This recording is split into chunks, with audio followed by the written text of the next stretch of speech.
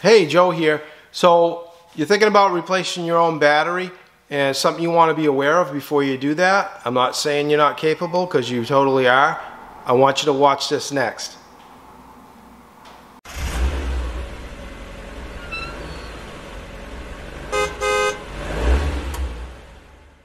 Hey everyone, so if you're thinking about replacing your own battery, there's something you really want to think about. And before you do so, before you disconnect those battery cables, you want to hook your car up to a memory saver. And what's a memory saver? Well, what it is it's temporary life support for your car while you take the old battery out to replace it with a new one.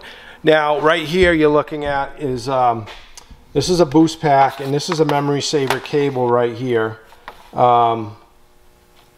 So what you do is you plug this into the data link connector, and it gets power from the booster pack, and you know that's the momentary life support your car is put on when you replace the battery.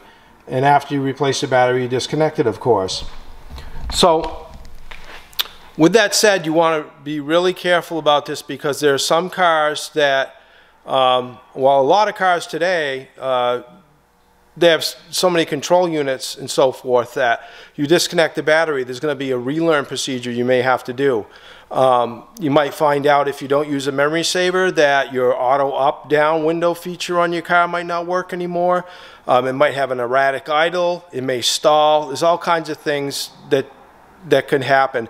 Some vehicles, some European vehicles, I have known that if you disconnect the battery without a memory saver, you're going to have it put on a haul truck, and it's going to go to the dealership it came from to get it to run again. So be real careful about this.